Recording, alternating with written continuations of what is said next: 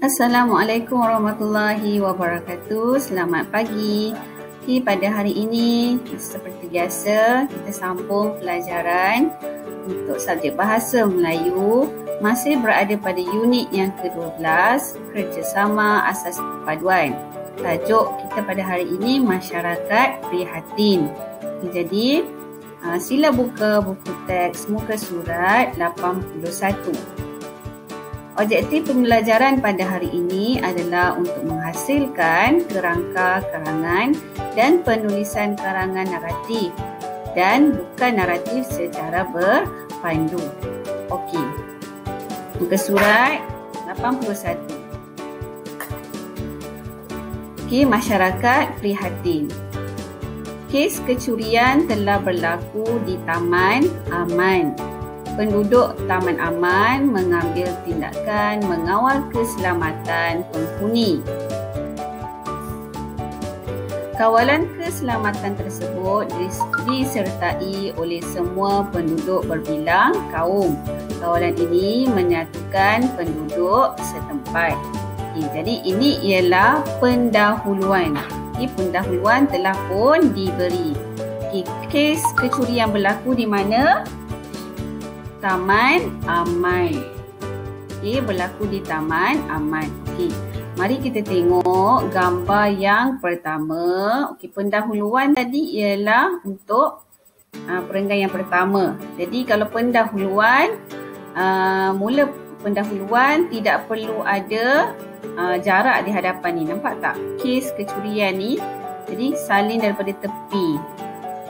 Bila masuk pada perenggan yang kedua, nanti awak akan dapat tengoklah bila masuk perenggan kedua, ketiga dan seterusnya kena ada jarak di bahagian hadapan baris yang pertama.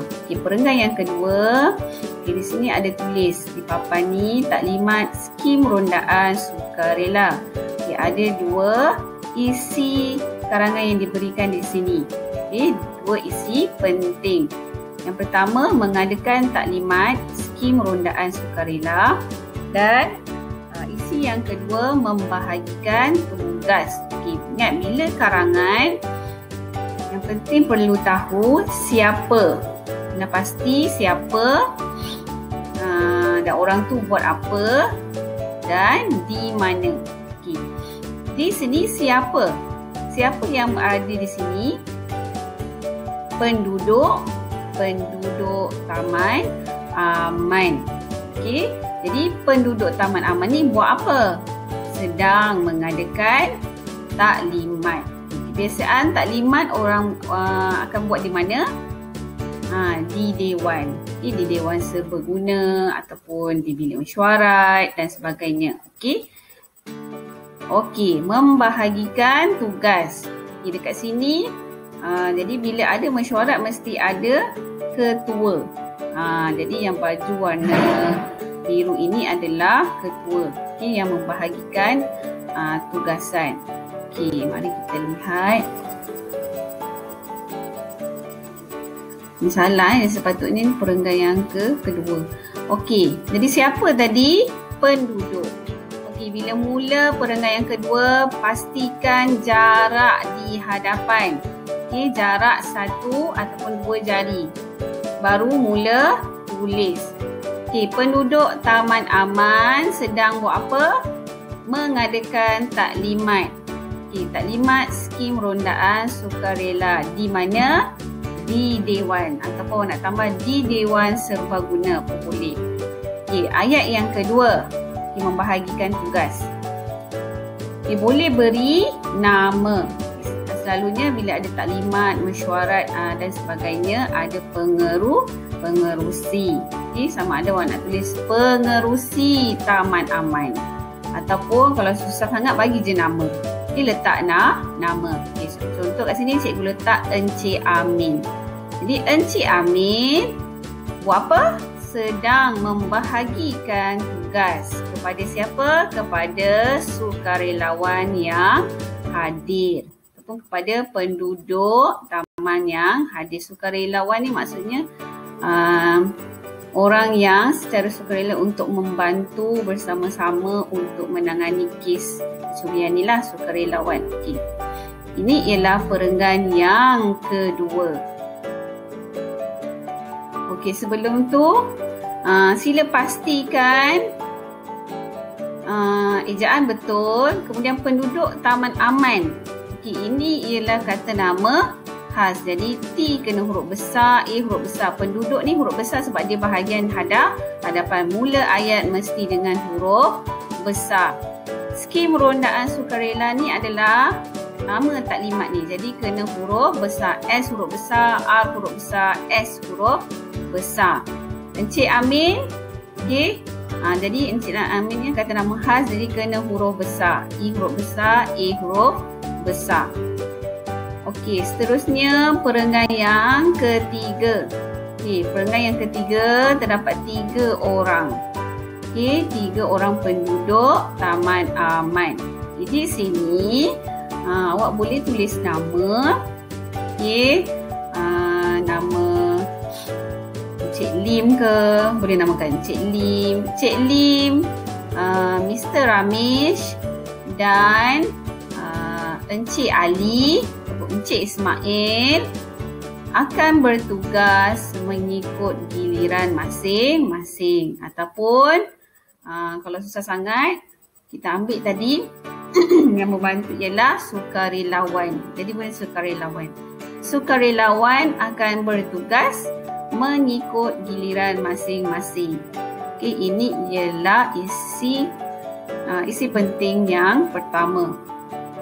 Okey, bagaimana untuk buat isi penting yang kedua? Okey, yang kedua ni dia dah bagi membuat rondaan pada waktu malam. Jadi tambah je lah mereka. Jadi jangan ada guna sukarelawan, kita dah guna tadi. Jadi kata ganti nama mereka.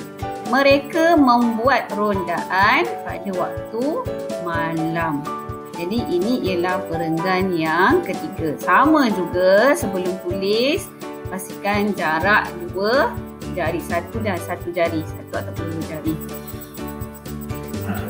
Perenggan yang keempat. Okey, perenggan yang keempat. Isi penting Isi penting yang pertama, mendapat bantuan polis. Isi penting yang kedua, bersama-sama membuat rondaan. Okey, siapa yang mendapat bantuan daripada polis? Penduduk. Penduduk Taman Aman turut mendapat bantuan polis.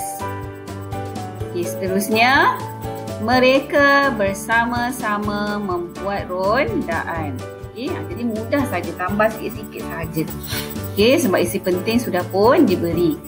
Okey, penutup. Okey, penutup ni maksudnya perenggan yang kelima lah, perenggan yang terakhir. Berterima kasih kepada pihak polis. Jadi siapa yang berterima kasih? Penduduk Taman Aman. Mengucapkan terima kasih kepada pihak polis atas bantuan yang diberikan. Isi penting yang kedua, tiada lagi kecurian.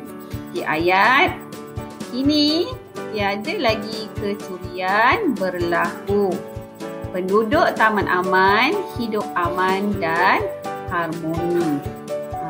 Mudah sahaja. Jadi terdapat 5 perenggan, iaitu pendahuluan, perenggan kedua, perenggan ketiga, perenggan keempat dan akhir sekali penutup.